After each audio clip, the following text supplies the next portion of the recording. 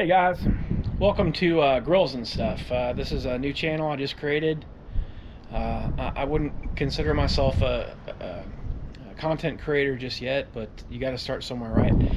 I just want to show you guys this grill I bought. It's a PKGo portable grill, and it didn't come with a temperature gauge thermometer.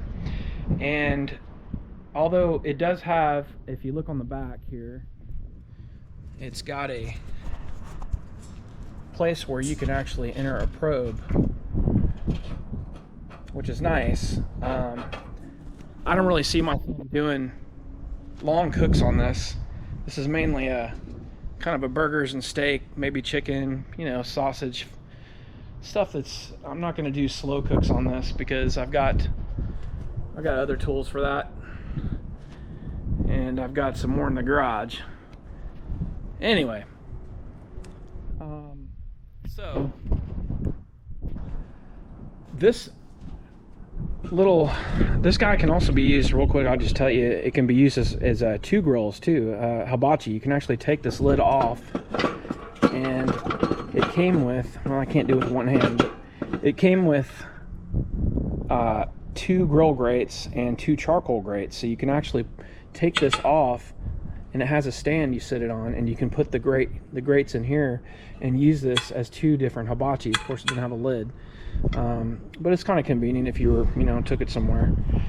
Anyway, the reason for this video is, as I said before, it did not come with a temperature gauge, and I can, like I said before, you can use the probes, but this is just convenient. You can walk outside and just take a quick glance at it and just see where you're at.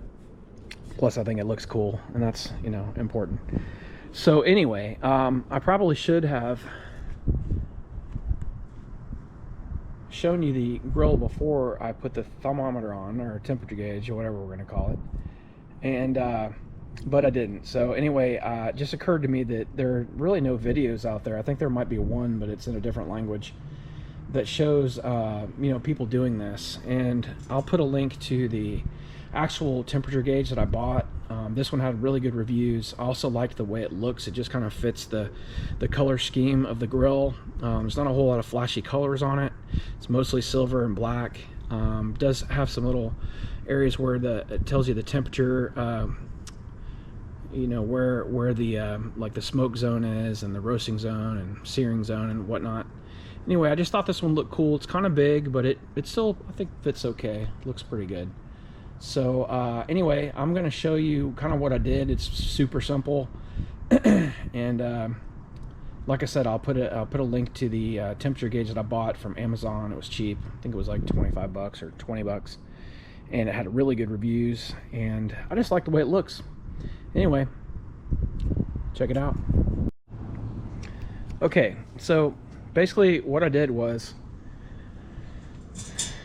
I just tried to find the centermost point here, and you can use like a piece of tape or something if you want. Just be careful, how you line it up, because once you drill in a hole in this thing, it's done. So I was real careful to get it centered.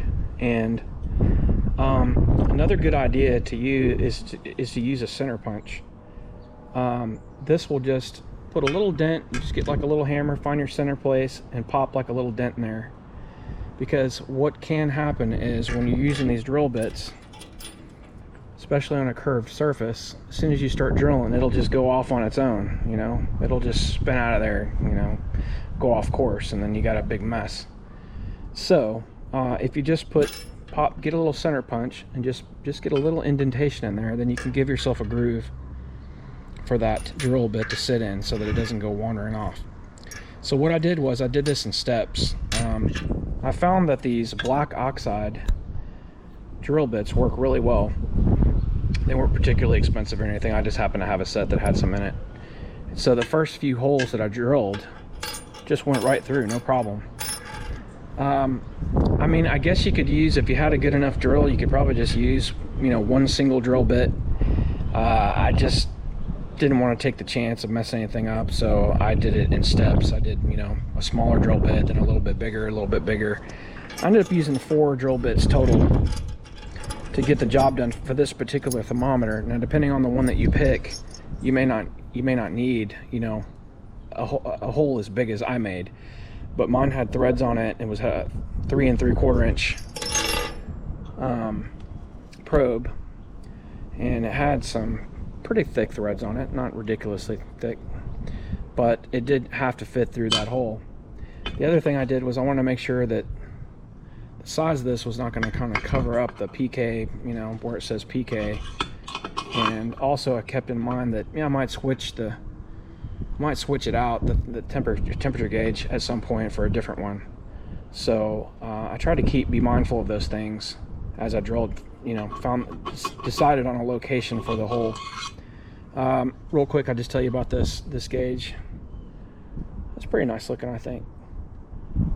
Fits the color scheme very well, and I like the fact that it had almost a 4-inch probe, and it has this high temperature gasket, silicone gasket on it. So we'll see how it works out, but I think it's going to work out well.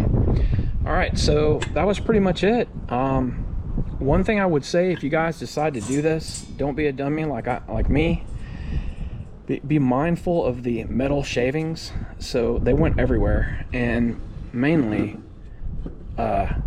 pull out your grates and maybe put something down, like a newspaper, or maybe some tin foil, something to catch those shavings, because they went everywhere, and it took me a while. I had to get some tape and, you know, stick the tape to it and try to get them all out of there with tape, which actually worked pretty well. But the other thing is they went all over here, and the wind blew them. They got all over the ground. My wife likes to come out here with bare feet, so anyway, it was a hassle. I had to get it all cleaned up, but it worked out okay.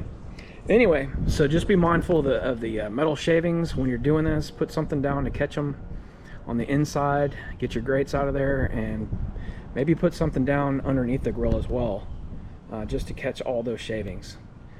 So you won't have a mess at the end. You won't end up, you know, stepping on stuff or hurting yourself, and especially getting metal shavings in your food. You don't want that.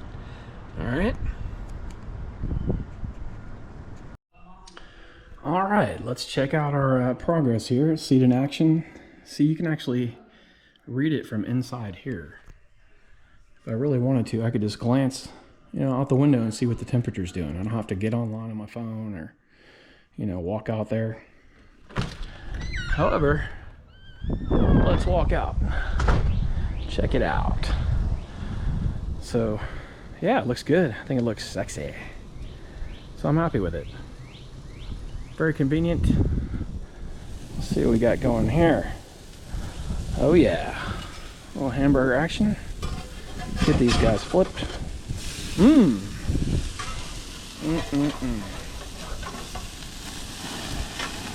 Put a little pecan wood in there. I really love pecan. It's nice and smoky, but it's not as strong as, say, oak or mesquite or hickory, but it still imparts a really nice smoky flavor, and it's a little bit sweet too. So I love pecan on my burgers and my sausage. Probably mostly anything else. I don't know, maybe not pork. Maybe, I don't know. It's all pretty good. So at any rate, you'll see here's the probe sticking down there. It does go down pretty far. However, I'm not really in danger of touching the food unless I stick like a whole chicken in there or something, or several racks of ribs or something, but I can always move stuff around just to make it fit. All right, well, let's check out the final results. Good. Time for lunch. Well, I hope you guys enjoyed the video. Now get cooking.